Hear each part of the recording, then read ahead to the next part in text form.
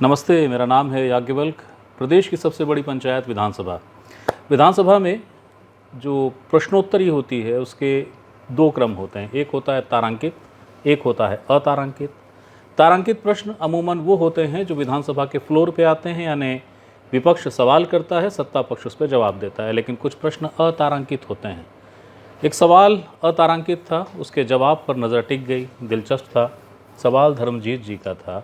धर्मजीत जी ने ये पूछा था कि ये बताइए, प्रदेश में कितने स्वतंत्रता संग्राम सेनानी हैं, उनका ब्यौरा क्या है। विभाग प्रमुख जिन्हें इसका जवाब देना था उनका नाम है विष्णुदेव साय।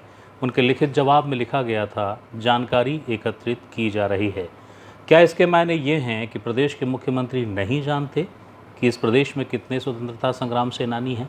धर्मजीत जी से इस सवाल के बारे में पूछने आया हूँ।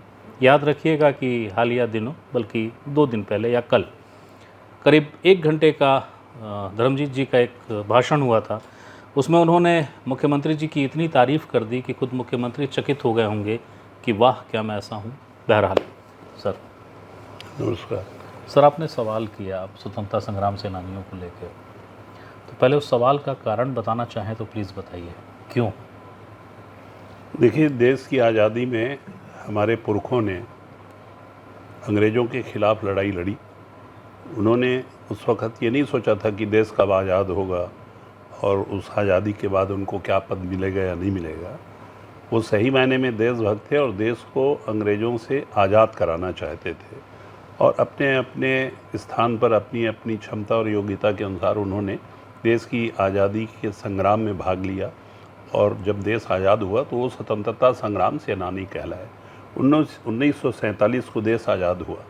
आज हम जब 2026 में बैठे हैं तो लगभग 78 साल के बाद मुझे ऐसा लगा कि हम सबको इस बात की जानकारी होना चाहिए कि हमारे छत्तीसगढ़ की पवित्र भूमि में कौन कौन महापुरुष ने देश की आज़ादी में भाग लिया, स्वतंत्रता संग्राम में, और कौन से गांव के कौन से स्वतंत्रता संग्राम सेनानी हैं।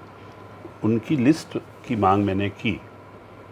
माननीय मुख्यमंत्री जी ने ये नहीं कहा कि वो नहीं जानते हैं, उन्होंने ये कहा कि हम इसकी विस्तृत जानकारी इकट्ठे कर रहे हैं, क्योंकि इतने बड़े छत्तीसगढ़ के हर गांव में या हर ज़िले से बहुत बड़ी मात्रा में स्वतंत्रता संग्राम में लोगों ने भाग लिया था, और स्वतंत्रता संग्राम के सेनानियों की लिस्ट इकट्ठा करने में स्वाभाविक रूप से समय लग रहा होगा या आगे लग भी सकता है, लेकिन अंततः वो सूची ज़रूर मिलेगी और हम ये तो जान सकेंगे कि हमारे कौन से गांव में कौन व्यक्ति ने स्वतंत्रता संग्राम में भाग लिया, और उनको हम नमन भी कर सकते हैं, याद भी कर सकते हैं, और उनके याद को अक्षुण्ण बनाए रखने के लिए कुछ आगे का प्लान भी कर सकते हैं। मैंने फिर ये भी पूछा था कि कौन कौन से स्वतंत्रता संग्राम सेनानियों के नाम से छत्तीसगढ़ में कौन कौन से संस्थान या अस्पताल या अन्य संस्थानों के नामकरण किए गए हैं। उसमें भी उन्होंने बताया कि कुछ स्वतंत्रता संग्राम सेनानियों के नाम से छत्तीसगढ़ में बहुत से संस्थानों का या भवनों का नामकरण हुआ है। इसके पीछे मेरी मंशा ये थी कि हमें अपने अतीत पर गौरव करना चाहिए जी।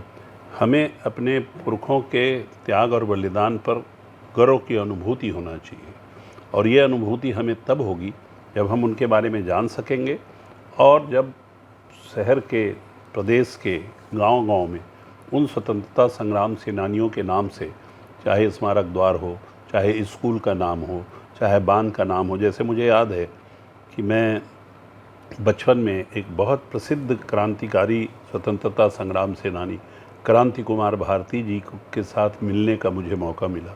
वो स्वतंत्रता संग्राम के जो सेनानी थे उसमें बहुत अग्रणी थे जी। मैं बहुत छोटा था पर उनसे मैं मिलता था। तो जब पंडित राजेंद्र प्रसाद शुक्ल वहाँ के विधायक थे और वहाँ पर एक डैम बना, उस डैम का नाम क्रांति जलाशय रखा गया था।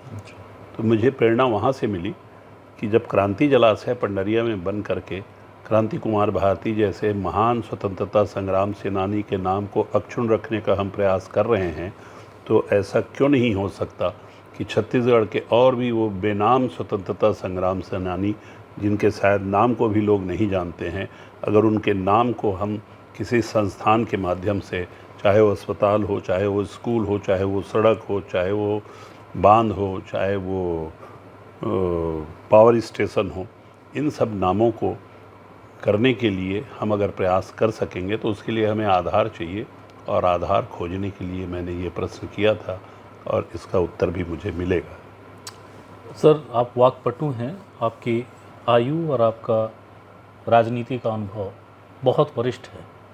आप जानते हैं कि इस बात को कैसे, कब, कहाँ बोलना है। हर गेंद को आप खेल सकते हैं। मैं अपने मूल विषय पर लौटता हूँ। सर, छत्तीसगढ़ को बने 26 साल हो गए। 26 साल तो पर्याप्त होते हैं ना सर, अपने इतिहास को खंगोलने, टटोलने, संवारने। तो क्या ये रिकॉर्ड तय नहीं कर लिया जाना चाहिए था कि हमारे स्वतंत्रता संग्राम सेनानी जिनका छत्तीसगढ़ से संबंध है वो कौन कौन है, उनका इतिहास क्या है? क्या उसे रिकॉर्ड में नहीं रखना चाहिए था? क्या लगता है? नहीं, मैं उसको इस नज़रिए से देखता हूँ जी कि जब हम मध्य प्रदेश में थे, 1956 में जब मध्य प्रदेश बना, तब शायद वो रिकॉर्ड वहाँ के संग्रहालय में होगा, और जब रिकॉर्डों का बंटवारा हुआ तो हो सकता है कि वो रिकॉर्ड यहाँ नहीं आया हो। लेकिन मेरे इस प्रश्न के बाद उस रिकॉर्ड की खोजबीन जारी होगी, और निश्चित रूप से हमारे स्वतंत्रता संग्राम सेनानियों का डिटेल रिकॉर्ड में तो है, क्योंकि उनको पेंशन भी दिया जाता है जी। परंतु उसमें से अधिकांश लोग अब इस दुनिया में नहीं हैं, और मैंने उनके परिजनों के बारे में भी पूछा है। तो उसके बारे में भी सरकार के द्वारा जो सुविधा दी जा रही है, चाहे वो मेडिकल में भर्ती की सुविधा हो, चाहे एडमिशन की हो, चाहे स्वास्थ्य की हो, इन सब बातों की जानकारी तो दी गई है। लेकिन इस लिस्ट को पता कराएंगे और इस लिस्ट को सार्वजनिक कर देंगे, और इस लिस्ट के माध्यम से हम अपने स्वतंत्रता संग्राम में उनके सराहनीय योगदान को नमन करेंगे, याद करेंगे, और उनकी याद को अक्षुण्ण बनाए रखने का प्रयास करेंगे। इसी कारण से मैं इसको पूछा हूँ। इसका कोई पॉलिटिकल मतलब भी नहीं है, निश्चित तौर इस पे प्रश्न का कोई विकास से कोई लेना देना नहीं है, पर ये प्रश्न श्रद्धा का है, ये प्रश्न अपने अतीत पर गौरव करने का है, ये प्रश्न अपने पुरखों पर नाच करने का है।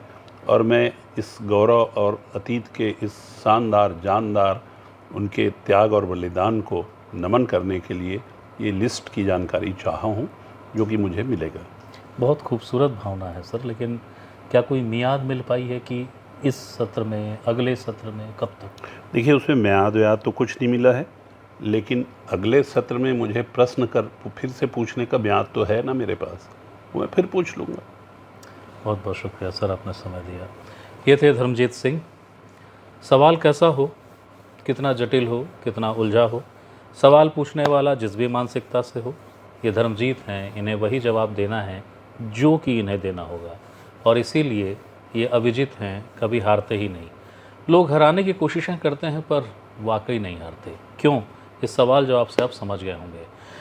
इन्होंने कहा है कि अगले सत्र में सवाल लगाने की तो इजाज़त मिलेगी ही, वो समय तो मेरे पास है, जवाब का मुझे इंतज़ार है। जैसे ही जवाब आएगा, कोई अपडेट आएगा, वो देने आपके सामने फिर हाजिर होऊंगा। तब तक के लिए प्रणाम।